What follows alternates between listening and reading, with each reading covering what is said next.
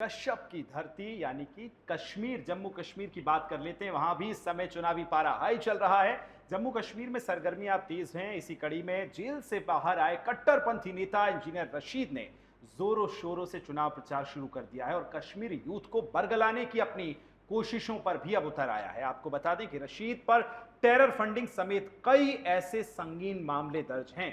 2024 लोकसभा में वो जेल में रहते हुए बारामूला से सांसद चुना गया था और अब विधानसभा चुनावों में अपनी पार्टी जम्मू कश्मीर आवामी इत्तेहाद के जरिए प्रत्याशी उतार रहा है और अपने पाकिस्तानी एजेंडे को मजबूत करने में जुटा है। तो आइए अब चर्चा करते हैं इन मेहमानों के साथ कि किस तरह से ये जो राशिद का फैक्टर है वो कितना महत्वपूर्ण रहेगा। वहां से हमारे साथ चर्चा करने के लिए हमारे ब्यूरो चीफ रोहिल बशीर तो मौजूद ही हैं, साथ में अहमद अयाज साहब जुड़ रहे हैं, राजनीतिक विश्लेषक भी हैं। सबसे पहले रोहिल आपके पास आ रहा हूं। अब प्रचार शुरू कर दिया इंजीनियर राशिद ने, आज किस तरह से प्रचार रहा है? जो बरगलाने की बात आ रही है, कुछ भड़काऊ बयान भी उसके सामने आए, उस पर टिप्पणी दीजिए, फिर चर्चा की शुरुआत करेंगे। देखिए विकास, आज जब इंजीनियर रशीद जो है श्रीनगर के एयरपोर्ट पे पहुंचे और उसके साथ ही लोगों का एक जनसैलाब जो है उनके इंतज़ार में था और उसके साथ ही इंजीनियर रशीद ने वहीं से जो है इस चुनावी प्रक्रिया का जो दौर इस वक्त चल रहा है, चुनाव प्रचार चल रहा है, तो वहीं से उनका चुनाव प्रचार जो है शुरू हुआ और धीरे धीरे होते होते बारामूला और कई अन्य सारे इलाकों में उन्होंने रैलियों से संबोधित किया और साथ तौर पर एक बार फिर से उन्होंने जो है केंद्र सरकार पर निशाना साधा और एक बार फिर से उन्होंने 370 की बात की। केंद्र पर निशाना साधते हुए उन्होंने कहा कि जो नया कश्मीर का नारा है पीएम मोदी का, वो पूरी तरीके से जम्मू कश्मीर में फेल हुआ है और जिस तरीके से जम्मू कश्मीर में केंद्र सरकार की जानिब से रणनीति अपनाई गई है वो बिल्कुल बिल्कुल लोगों के खिलाफ है। और साफ तौर पे उन्होंने पीएम मोदी पर साफ तौर पे निशाना साधा और कहा कि उनका जो नया कश्मीर का नारा है वो ग्राउंड लेवल पे अगर देखा जाए तो कुछ भी नहीं है। नए कश्मीर के आड़ में जो आवाम है, यहाँ की जम्मू कश्मीर की जनता है, उनके जज्बातों के साथ खेला गया है। तो लगातार उनके बयान जो है कल से ही लगातार आ रहे हैं। कल भी उन्होंने केंद्र जो सरकार है उन पर निशाना साधा और आज एक बार फिर से उन्होंने केंद्र सरकार पर निशाना साधा कि कहा कि जो नया कश्मीर है वो एक खोखला चीज़ है और पूरी तरीके से अगर देखा जाए तो ग्राउंड लेवल की स्थिति जो है आम लोग यहाँ पर पूरी तरीके से सफर कर रहे बशीर हैं। अहमद विकास, अयाज साहब, बिल्कुल अहमद अयाज साहब हमारे साथ हैं और आपकी बात को भी सुनते हैं। और एक दिन पहले भी अयाज साहब से हमारी बातचीत हो रही थी, लेकिन समय हमने कम दिया था आपको, उसके लिए मैं क्षमा मांगते हुए अगला सवाल आपसे पूछ रहा हूँ कि ये जो जम्मू कश्मीर में जिस तरीके की चीज़ें चल रही हैं और जिस तरीके से राशिद फैक्टर पे लोग चर्चा कर रहे हैं, मुद्दे की अगर हम बात करें तो दोनों के, चाहे बीजेपी हो या बीजेपी के अगेंस्ट में जितनी भी पार्टियां हैं, वो सब के सब जो है 370 को फिर से बहाल करने की बात कर रही है किसी न किसी तरीके से। आयाज साहब, क्या आपको लगता है कि ये जो चुनाव है इस बार जम्मू कश्मीर का वो 370 को केंद्र में रख करके हो रहा है और बीजेपी के अगेंस्ट जितनी भी पार्टियां वो बहाल करने की बात कर रही है? बीजेपी का दावा कितना मजबूत आपको लगता है और राशिद का फैक्टर आपको लगता है कि काम करेगा? अयाज साहब, 370 का जो इशू है वो बेशक पॉलिटिकल पार्टीज पर रहेगा, ये सोच के कि इससे वो लोगों में उतरने की कोशिश करेंगे। लेकिन जहाँ तक ग्राउंड की सिचुएशन है तो मुझे नहीं लगता कि 370 का कोई इतना इशू रहेगा with in the ground, of the ground. लेकिन पॉलिटिकल पार्टीज इसको इस इशू को लेकर चलेंगे, जरूर चलेंगे। और अगर रशीद इंजीनियर की पार्टी को छोड़ के बाकी इस बात को लेते हैं तो शायद उसका इतना असर नहीं रहेगा, या यूं कहें कि इस पर यकीन नहीं होगा ज़्यादा, क्योंकि ये जो रिवायती पार्टीज जो है, जो यहाँ की रीजनल पार्टीज है, उनसे लोग वैसे भी बदजुन है। वो दूसरी बात है कि मजबूरी की हालत में वोट देना पड़ेगा रिवायती पार्टीज को ही बीजेपी के मुखालिफ, वो तो एक मजबूरी की हालत होगी। लेकिन जहां इंजीनियर रशीद का फैसला आता है, क्योंकि लोग भी इस सोच में है, इस कोशिश में है कि कोई मुतबादल, सियासी मुतबादल हो, और अभी तक अवेलेबल वो नहीं हो पाया। ये देखने की कोशिश की जा रही है कि क्या हम सियासी मुतबादल इसकी इंजीनियर रशीद की सूरत में देख पाएंगे।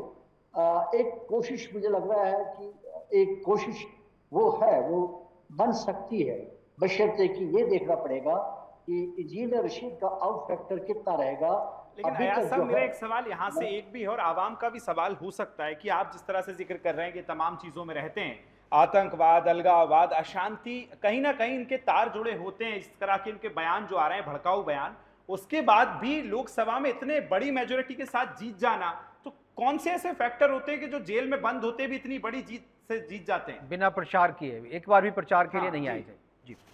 नहीं, देखिए, अगर आप ये कहेंगे कि नेशनल मेन स्ट्रीम का जो जो मिलिटेंसी का कनेक्शन आप बात करें, तो जहाँ तक हम जानते हैं और आपको भी ये सोचना चाहिए कि मिलिटेंसी में ज़्यादा से ज़्यादा उस वक्त बरसत इक़्तिदार नेशनल कॉन्फ्रेंस की हुकूमत बरसत इक़्तिदार थी जब मिलिटेंसी शुरू होगी। जब मिलिटेंसी के दौरान भी वो हुकूमत में थे, तो उन्होंने सबसे ज़्यादा खमियाजा उनके लीडर्स ने भी उठाया। तो लिहाजा ये कहना कि इस मिलिटेंसी के साथ कनेक्शन रहेगा या उससे उनका कोई उसे इफेक्ट पड़ेगा, वो दूर दूर की बात है, दूर की बात है, नज़र नहीं आ रहा कुछ ऐसा। अलबत्ता जब आप बात करोगे, जैसे इंजीनियर रशीद बात करता है, तो शायद वो किसी हद तक लोगों के वो शूट कर सकता है उनके सेंटिमेंट्स को, क्योंकि रशीद इंजीनियर एक दूसरा विकल्प है जिसको अभी तक अगर पॉलिटिकली आजमाया भी गया है एज एन एमएलए, एक इंडिविजुअल एमएलए, कुछ उसका काम भी रहा है, कुछ सही काम भी रहा है, और उसके जेल में रहने से कुछ उसके साथ सिंपैथीज भी बढ़ गई है, और जो उसका वोट पार्लियामेंट में जो मिला वो मुझे लगा कुछ सिस्टम के खिलाफ, जहाँ जो ये सिस्टम के जो कमजोरियां हैं उसके खिलाफ भी, और जिसकी वजह से लोग परेशान हैं, वो भी शायद उसमें ये दिख रहा है। ये 2-3 फैक्टर्स है। एक तो रियायती जो पॉलिटिकल पार्टी हैं उनसे लोग बदजन है, एक मुतबादल की तलाश में है, एक वो, और दूसरा कंफ्लिक्ट कोई विकल्प नहीं है। तो शायद रशीद इंजीनियर को वो समझते हैं कि ये एक मुतबादल हो सकता है, लेकिन अब ये देखने की बात है क्या वो मुतबादल देने में कामयाब हो जाएगा उस चल रही है। तो इसी बीच आपको ये भी बता दें कि सभी पार्टियों ने अपने अपने लुभावने मैनिफेस्टो जारी कर दिए। इसी बीच कांग्रेस ने अपनी गारंटीज जो हैं वो भी दाव खेलने पर लगी है। यहाँ कांग्रेस ने अपना मैनिफेस्टो तो जारी नहीं किया है, लेकिन जम्मू कश्मीर के लिए जो गारंटीज हैं वो जरूर दे दी हैं। हालांकि उनके साथ एनसी का कॉन्फ्रेंस जो है, एनसी नेशनल कॉन्फ्रेंस, उसका साथ गठबंधन है, तो उनका जरूर मैनिफेस्टो है, तो लगभग वही है, लेकिन जो गारंटीज हैं एक बार वो आपको ग्राफिक्स, लेकिन मुझे लग रहा है कि कांग्रेस अपना मैनिफेस्टो देगी अभी। हालांकि वो गारंटी देती है, 5 केवल पॉइंट्स में दिया है उन्होंने, लेकिन लगता है अपना मैनिफेस्टो अभी जारी करेगी क्योंकि अभी वहाँ समय है। और मुझे लग रहा है कि हरियाणा और जम्मू कश्मीर जो है दोनों साथ में अपना मैनिफेस्टो जारी करेगी। हालांकि मल्लिकार्जुन खड़गे गए थे वहाँ पे मैनिफेस्टो जारी करने, लेकिन जारी किए क्यों नहीं, ये एक सवाल है, तो मल्लिकार्जुन खड़गे ही बता सकता है। लेकिन जो 5 गारंटी है, मुझे लगता है कि एक बार उस गारंटी पे नजर डालते हैं, और एक बार मैं कहूँगा पीसीआरसी की एक बार गारंटी दिखाए हमारी जनता को कि परिवार की महिला मुखिया को हर महीने 3,000 रुपये देंगे। ये पहले भी करते हैं अपनी यात्रा के दौरान, राहुल गांधी जो है इस तरीके की बातें जो है वो करते रहे। दूसरा, 1 लाख खाली पदों की भर्ती जो है, यानी रोजगार की बात, लगभग सभी स्टेट्स में, चुनावी स्टेट्स में ये वादा इनका रहता है, परिवार के हर सदस्य को 11 किलो चावल और एक हेल्थ इंश्योरेंस। एक सवाल मेरा यहाँ से कि इस बार कांग्रेस थोड़ी बैकफुट पे नजर नहीं आ रही गारंटीज को लेकर? कभी 370 एलओसी की बात करने वाली अब 11 किलो चावल का वादा कर रही है। बिल्कुल, ये तो यही पूछा जाएगा ना कि क्या चावल के दे करके या चावल ले करके वोट दिया जाएगा, क्या इस बार यही? लेकिन जो चीज कहना चाहिए इनको, जिस आधार पे ये वोट मांग रहे हैं, जिस आधार पे अमेरिका में जाकर के प्रचार कर रहे हैं, वो कहीं इनकी ना तो गारंटी में है ना ही घोषणा पत्र में होगा। अच्छा, वो है अलग, तो नहीं है कि एनसी के साथ जो गठबंधन है, तो एनसी का जो मैनिफेस्टो उसमें हार्ड वादे दे दिए गए, और यहाँ इनको तो कहना चाहिए, मेरे ख्याल से इनको तो ये कहना चाहिए कि जो एनसी का जो घोषणा पत्र है, कॉपी एंड पेस्ट, ओके, जो वही कर लीजिए। मेरे ख्याल से एक गारंटी और है, 25 लाख रुपए का स्वास्थ्य बीमा। मुझे लग रहा है कि ये कॉपी किया गया है। अभी देखिए कैबिनेट का कल का जो फैसला आया है, कल के फैसले में 70 साल के जो हमारे नागरिक हैं उनके लिए जो है वो बीमा की बात की गई है। केंद्र स्वयं सहायता समूहों में शामिल महिलाओं को 5 लाख रुपए तक का ब्याज मुक्त जो है कर दिया जाएगा। महिलाओं को फोकस किया है, रोजगार बेरोजगारी को फोकस किया गया। परिवार की महिला मुखिया को हर महीने 3,000 रुपया जो है, ये देखिए अच्छी बात है, महिलाओं को दे रहे हैं। लेकिन इस आधार पे जम्मू कश्मीर का चुनाव जो है, मुझे नहीं लगता है कि इस आधार पे कोई वोट करेगा किसी भी पार्टी को कि वो 3,000 रुपये मुझे दे रहे हैं महीने का, और 3,000 रुपये मुझे महीने का मिलेगा, और स्वास्थ्य बीमा हमें दिया जाएगा, 11 किलो चावल दिया जाएगा।